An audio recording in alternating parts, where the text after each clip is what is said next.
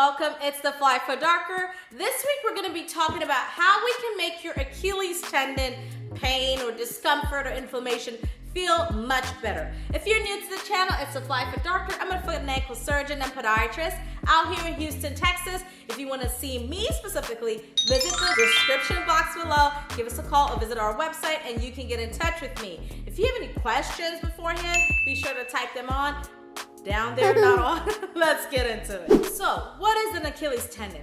The Achilles tendon is the strongest tendon and the longest tendon in the body. You may have heard about Achilles, who was the Greek warrior in Greek mythology in the Trojan War.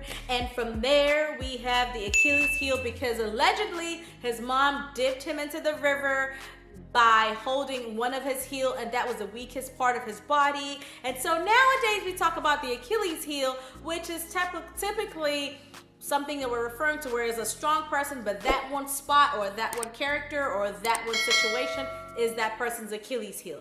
Anyway, I digress so far off. Let's get back to the point, which is talking about Achilles tendonitis. So like I said, Achilles is the longest and strongest tendon in the body. It connects the calf to the heel bone, so essentially connecting the back of our legs to our foot. It is very, very important and is responsible for a lot of the movements that we take while we are walking. So we often neglect it, but we absolutely should not. Typically, Achilles tendonitis are usually short-lived. They kind of cause some inflammation, either at the level of the bone where it's attaching to the bone or even before it attaches to the bone. Usually if we have this symptom, which is kind of pain, discomfort, sometimes some swelling, we're not able to walk properly, we're limping, these are some of the symptoms and signs that become Achilles tendonitis. It usually is short-lived. But if we continue to use it, because some of the most important causes is overuse and overwork and inadequate stretching and failure to wear the appropriate shoes, we can actually make this acute issue become a chronic issue, and that's when you need to see me. So like I said, some of the causes are, or one of the most important causes is overuse. So you're just using it and not stretching it appropriately. That could cause some discomfort. If you're not wearing appropriate shoes or if you have flat feet, that could cause that tendon to actually tighten up. And so when you're walking or running, there's excess pressure that's happening and it's causing strain to that tendon. Also, if you're naturally born with a short or tightened Achilles tendon and you're trying to do exercise and make it stretch a little bit more than it needs to or is used to, that could also cause inflammation. We've talked about the symptoms, which is, sometimes swelling, discomfort, pain along the Achilles tendon, either before it attaches to the bone or while it attaches to the bone. And sometimes you may even feel a little bump in the back of your heel or a little prominence. Usually that happens when there's a bone spur that has formed because it's chronically tight. And now the tendon is pulling on the bone. Now I have seen some very, very gnarly tendonitis and bone spurs. I mean, you can catch a fish, okay? It's like a fish hook. You can go fishing with that thing, and that's really because it's chronically tight, and now the bone is responding, like with physics, to every action, there's an equal and opposite reaction. So you're pulling on that bone, and guess what? The bone is reacting by forming a spur that's going in the direction of the pull of the Achilles tendon. So you have Achilles tendonitis. It's pretty easy to diagnose. You figured out that you have it, a family member has it, or someone that you know or love has it. What can you do? So if it's acute, meaning that just happened maybe a few days or a few weeks ago, the RICE protocol is absolutely paramount. So rest, ice, compress, and elevate. Take it easy. Don't perform the same strenuous activity that caused you to be in this situation. You little dummy. I'm kidding.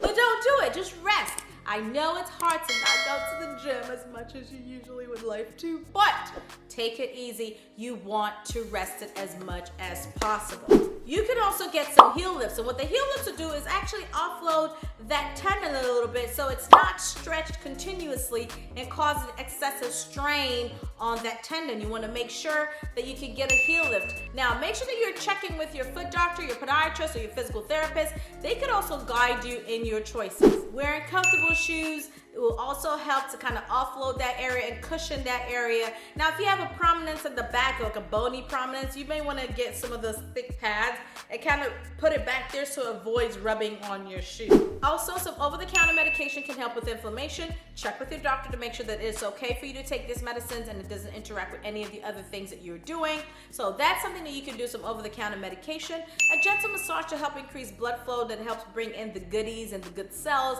to help heal the inflammation is also a great idea. Now, if you're in the Houston area, if you're not even in the Houston area, but you want to see me, I have two important things in my clinic that really help with these tendonitis, and that is shockwave therapy and a pain laser. Usually with the shockwave therapy, 3 to 4 treatments, as well as exercising and massage and cooling and icing it with everything else will usually get you better. If you stick to the regimen, you will get better, I promise you. The other option that we have in our office is the pain laser. That usually requires about 4 to 6 treatments, and honestly, I even use it for any part of my foot or body that hurts, because it really sends these magnetic signals to your body that tells your body that they need to heal itself.